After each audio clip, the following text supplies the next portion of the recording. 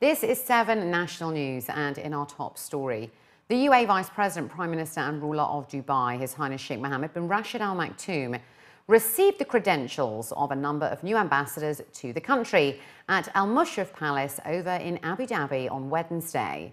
Present at the reception were the Deputy Prime Minister and Minister of Interior, His Highness Lieutenant General Sheikh Saif bin Zayed Al Nahyan, the Deputy Prime Minister and Minister of Presidential Affairs, His Highness Sheikh Mansour bin Zayed Al Nahyan, and the Foreign Minister, His Highness Sheikh Abdullah bin Zayed Al Nahyan.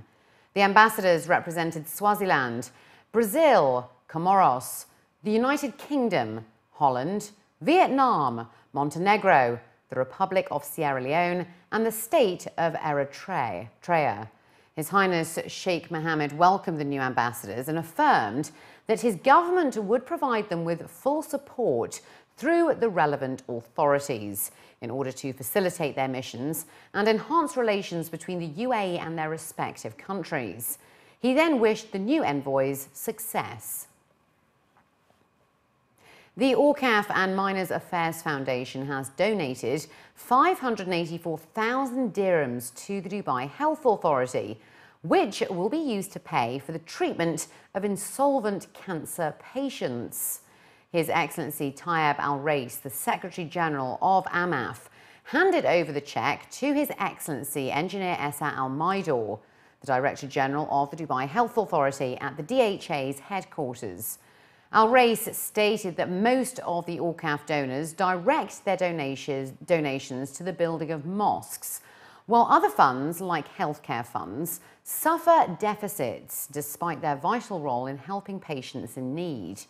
He added that the foundation actively seeks opportunities that benefits the public through vital sectors such as education and healthcare, and that they hope that their cooperation with the DHA will be a good start for future Awqaf projects that serve society.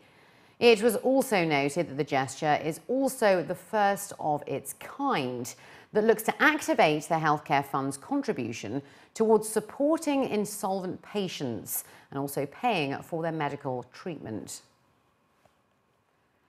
The Abu Dhabi government is looking to cut its water and energy consumption and is now reviewing its pricing subsidies in both areas. Harold Finger, the IMF's head of mission for the UAE, was quoted as saying that they discussed the issue at the policy level, particularly with the Abu Dhabi government, which indicated that they are now looking at ways to streamline their subsidy policies and put in place something different, something better targeted.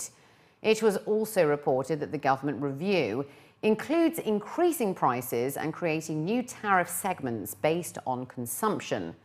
According to the Abu Dhabi Executive Council, power and water subsidies this year are expected to cost the Emirate around 17.5 billion dirhams, up more than 9% from 16 billion in 2012, and could rise to 45 billion in the next few years.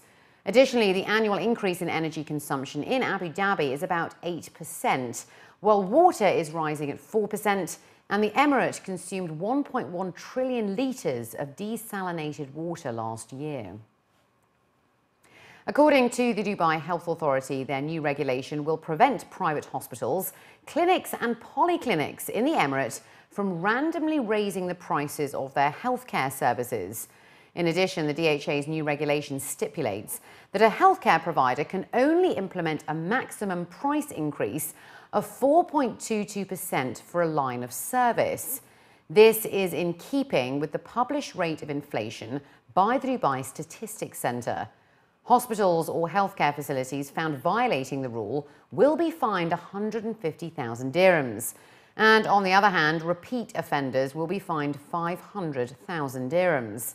The DHA's Director General Essa Al Maidor said that healthcare providers who wish to increase their service rates for 2015 will have to apply for it by the end of November and, once approved, implement the new slabs for 2015. Approval for the percentage increase on existing prices will depend on the healthcare provider's compliance with DHA regulations, as well as quality controls and smart tools like e-claims and e-prescriptions. Effective from the 11th of November, the minimum fare set for Dubai Metro, buses and the tram will be at 3 dirhams. That's according to the Roads and Transport Authority. The RTA's revised fares for public transport in Dubai covers all modes of transport and will see a slight increase in fares across all zones and all types of Noll cards. For a ride within one zone, as well as for a distance of up to 3 kilometres, even between two adjacent zones, silver Noll card users will pay a minimum fare of 3 dirhams. New silver card fares for a ride between two adjacent zones is 5 dirhams, up from 4.1, while fares for a trip across 3 or more zones will go up to 7.5 dirhams from 5.8. The new fares for gold Noll card users are 6, 10 and 15 dirhams for Zone 1, 2 and 3 respectively. The RTA aims to encourage more people to use the discounted packages launched in October. A study they conducted revealed that more than 90% of the people will use the discounted packages, and only 77% of the commuters will be affected by the new tariff. Last month, the RTA launched daily, weekly, monthly, quarterly and annual packages for Noll Silver, Gold and personalised Blue cards.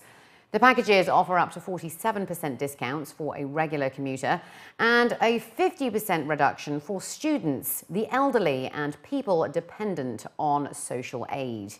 The discounted plans for the elderly are also available for expats above the age of 60. 40,000 volunteers have registered so far in order to participate in Dubai's Clean Up the World campaign, and the Dubai municipality is calling out for more participants.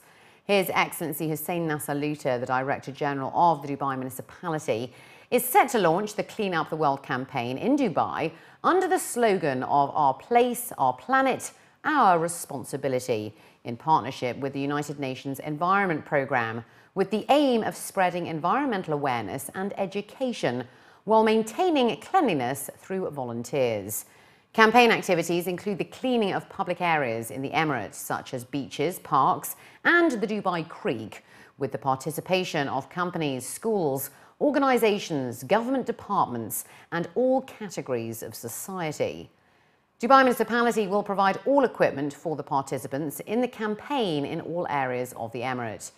Clean Up the World engages an estimated 35 million volunteers in 130 countries every year, making it one of the largest community-based environmental campaigns in the world. And finally, the Abu Dhabi Ocean Racing crew recorded an epic first leg victory in the Volvo Ocean Race on Wednesday.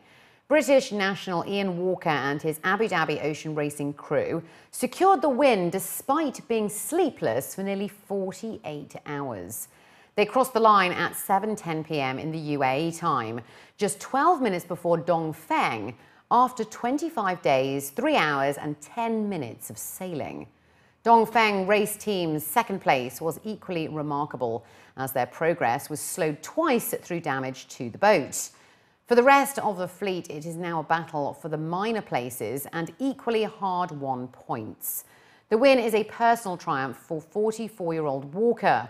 Back in 2011-2012, the Briton was forced to motor miserably back into Alicante on the first night of the opening leg after a Mediterranean storm broke the mast on his boat. This time, he and the crew have barely made an error since setting out with the rest of the fleet on October the 11th from Alicante, and their Volvo Ocean 65 has withstood everything that the Mediterranean Sea and Atlantic Ocean could throw at them. Oh, it feels good. It feels fantastic. We're on top of the world. So proud of my team. So proud of everybody on board, but everybody on the shore team as well. It's 3 years ago we broke our mast when leaving Alicante. Probably one of the lowest ebbs of my whole sailing career, and to now be here and get such a fantastic welcome in Cape Town, it puts everything in perspective.